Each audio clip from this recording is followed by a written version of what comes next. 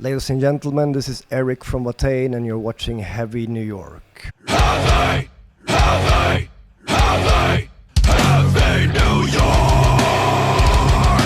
What's up, everybody? It's Alex from Heavy New York. We are back at Warsaw Concerts in Brooklyn, and we are here with Erik of the almighty Watain. Thank you so much for your time today. Right, no worries. Yeah. So you're right now well into the record cycle for Trident Wolf Eclipse, your latest record. One thing I was really curious about is being that, The Wild Hunt came out 5 years before that. Was Trident Wolf Eclipse intended to be just like a direct follow-up to The Wild Hunt, or was it like a new start for Watain in a way? Man, all that it was meant to be was a new Watain album, and we honestly, I think we've always tried to keep away from like starting off wherever we left off with the previous album. I think we always try to look at each like creative process before an album as a completely freestanding individual thing, as opposed to like something that is a part of a longer project, or if that makes sense. Each album, I think we always approach it very individually and like very on its own, so to say. Yeah.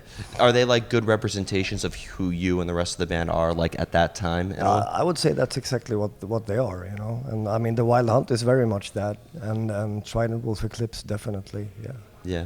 One thing I was curious about is, because I know that your music is very conceptually driven, like, is there a time, like, do you need music before lyrics are incorporated, or are lyrics sometimes like what helps determine the composition of the music? Well, since it's not only really the music that is conceptually driven, but the entire world of Watain, really, it's never really a must that one thing has to come before the other. That process is kind of open, I would say. Like I can base 3 songs on just 4 lyric lines that I have in my head. I rather work out from like an emotional core, like an essence in atmosphere or something along those lines that I want to translate into a song, and that's usually my personal like approach to it, I think, so whether the lyrics or the music comes first is really depends what that initial spark is, and that can be a riff, it can be a few lines from a lyric, or it can be just a vision or a dream, or anything, Yeah. Do you can your music be open to interpretation, or do you try to like engage the listener into seeing things from your point of view? Man, anything is open to interpretation, right? Yeah. This very answer is. Yeah, there you go. But I suppose I have a quiet, like, direct relation with all the creative work that we do in Watain. I mean, I know very clearly what it is to me, and I think the same goes for everyone else in the band. But how it's interpreted from the vast variety of listeners that we have. I mean, you gotta loosen the grip of it at some point, and just let it take its own course and live its own life in people's heads and in people's hearts, because you're not going to be able to translate your own exact feeling about your own work to someone else. That's not how art works, as far as I'm concerned. Well, there's a famous saying: when you put out a song, it immediately becomes theirs. So it seems like it's something along those lines, and I'm perfectly fine with that, because I know that the essence of it all is still somehow always remains intact. The essence of our work. I mean, no one can. It would be. I would be pretty surprised if I heard someone interpret a Watain song as a walk in the park, or a romantic girlfriend dinner night or something. It obviously has certain strong points of reference, and it's always had a diabolical undertone. There's always everything we do is done in the shadow of the horns, really, and I think that's in whatever way you interpret Watain, that should be quite clear. Yeah. Now you mentioned that like the lyrics and the music comes from an emotional spark. Do you need to put yourself in a certain atmosphere or a certain element for this emotion to come through, like in order to get inspired to write, or does inspiration sometimes just come out of nowhere?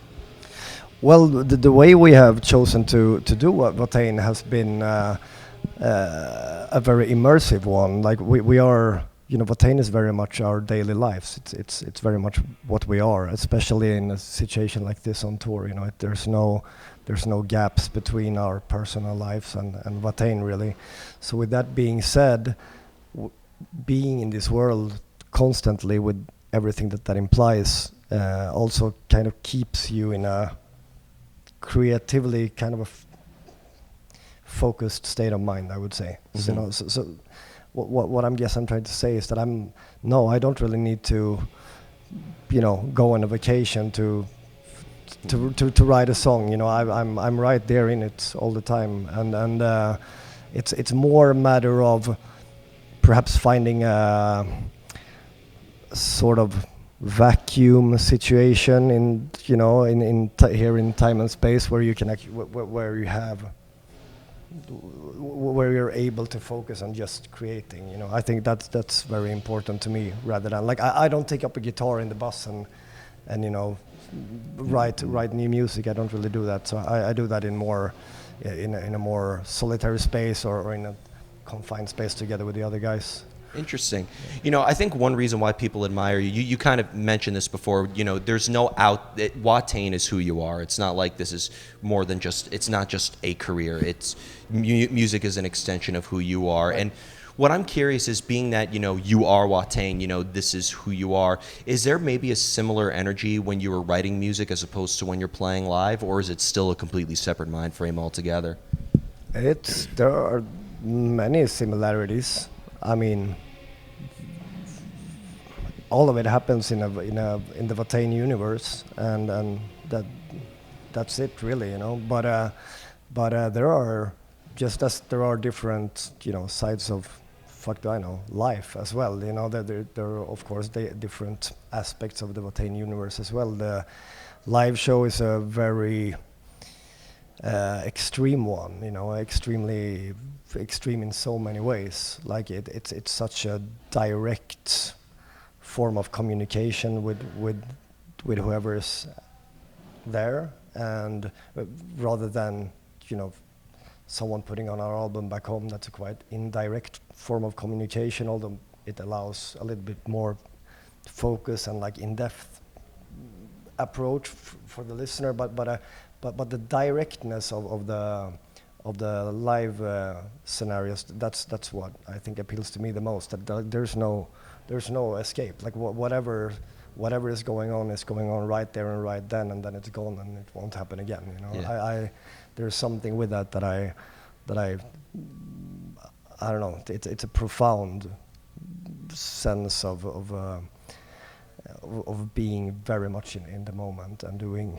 Well, of doing something that matters. You know? Yeah. Well, I've noticed is, you know, a concert is usually just strictly it focuses on both visual and sonic hearing, but I feel like a Watain show, it's all five senses that are pulling you in. So I feel like you almost create like an atmosphere and a realm that you can't experience elsewhere.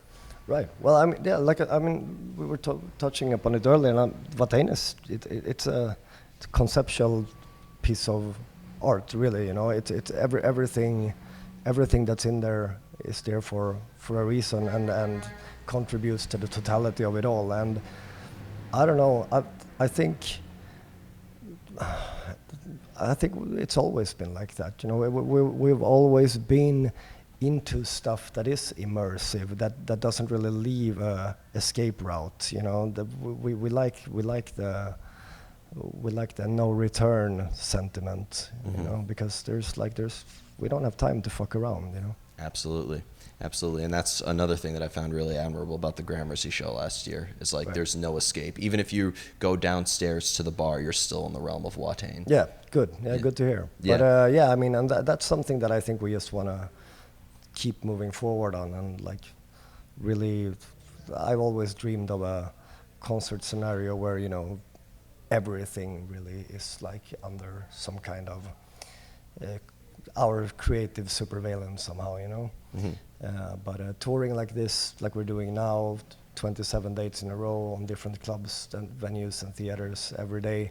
Of course, they're like the only thing you really have control of is basically the stage. So yeah, we're doing everything we can with that. Yeah, I'd imagine, like, because, you know, there's times where, like, bands play smaller venues, like do a smaller venue tour or something like that. I'd imagine that, like, do you sometimes have to adjust your stage presence or the production due to the venue as well? Absolutely. Is that sometimes an issue? Yeah, well, it's not really an issue. It's actually, I think it's a challenge that we value, you know, because I don't know. I see, I don't know. Our friends in Ghost, for example, are now out on this arena tour, beautiful stage setup, fucking, you know, big ass show, but it's exactly the same setup every night. The amps are exactly in the same spots every night, and you know, it's like there's something with that I don't know.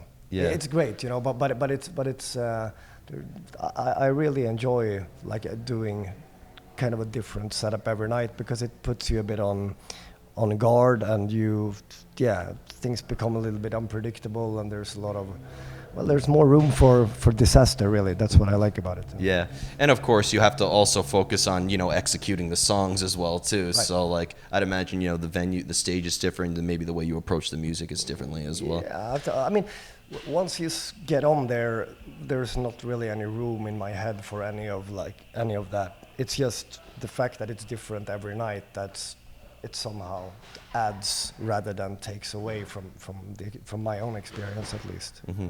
One question, I have two more questions for you, sure. But one thing I find unique, you mentioned, like, you know, kind of going back to what you said about, you know, you being Watain, you are who you portray on stage, but has music also been allow you to maybe escape yourself in a way as well?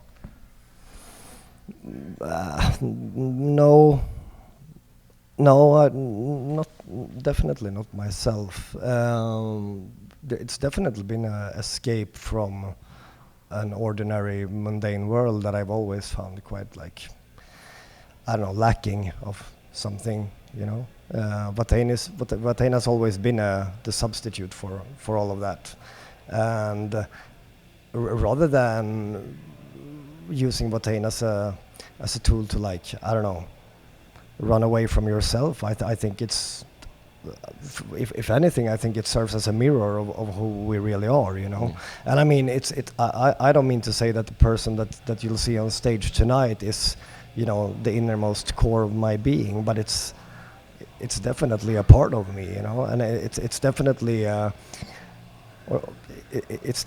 very honest way of me to express myself, you know, while I'm on that stage. But I'm as honest on that stage as I am now, so you know, there's shit's not that simple. Yeah, well, I feel like, so it's not, you know, music, you know, people say music is a way, I've always said it could either go a way of escaping yourself or being a direct extension of yourself. It seems like you don't use music to conquer demons, you use music to make peace with them in a way and make them part of you. Yeah, we work well together. Yep. And the final question I wanted to ask you is, you know, you have such loyal fans, which is another thing I've admired about Watain, like, especially here in New York. You probably have a couple people already pre-gaming at Duff's for you guys tonight. So, like, when you hear on how your music connects with another fan in a way, kind of going back to the interpretation thing, does that change your perspective on how you look at yourself as an artist in a way?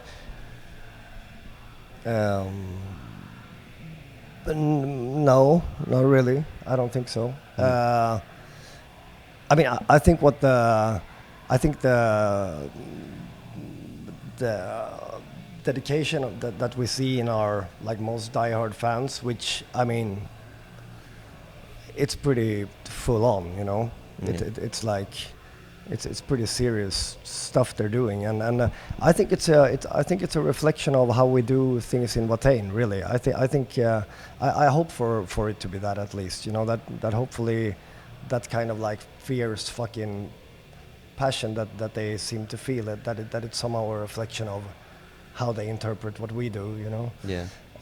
So I think it's just great. I mean, I'm just glad that Watain has been able to leave that kind of mark on people's life. I think it's beautiful. Yeah, and I feel like your fans are just as much as part of the show as, you know, the music and you guys on stage with the production. I think like the dedication you have behind your fans even adds to the experience. Sure. Like it seems like when there's a Watain show, even before the concert and after the concert, you know, going to Duff's afterwards, listening to the music, it's almost Sure. seems like that's like part of like the Watain ritual in a way. For a lot of people, I'm sure it is. Yeah, and nothing wrong with that at all. I like, again, you know, I like. I like when there's extensions of stuff like concerts or an album or a band for that matter. I like when it extends into and becomes something a little bit larger than that and something a bit more, a bigger totality. You know, something that kind of blocks other things out, and you can just abide in that reality for a while. You know, with the band and other people like you and shit that you just that you feel empowered by and strengthened by, you know. Of course. So before we go, I'd like to thank you so much for your time today. Is there just anything else with Watain that you would like to promote in terms of what's coming in 2020 now that Trident Wolf Eclipse is going to be 2 years old? Can we maybe be expecting some new Watain? Right. So we're finishing off this tour that we're on now in a week from now, something like that. Yep. And then we're gonna draw the curtain after that for a little bit. But we got some pretty heavy stuff coming up in 2020 actually. So we'll see. As always, you know, when you're in the middle of on tour, you don't want to let the tongue slip away too much. Yeah, of course. I'm like, you don't know where the fuck you are. Yeah. Even. And But this will be uploaded by midnight, so if it hasn't been announced yet, don't. No worries. But it's there's definitely good things for 2020 in the world of Watain. Awesome. Well, thank you so much, Erik. Everybody, we are here with Erik of Watain. Be sure to pick up Trident Wolf Eclipse if you haven't already. This is Alex from Heavy New York. We'll see you next time.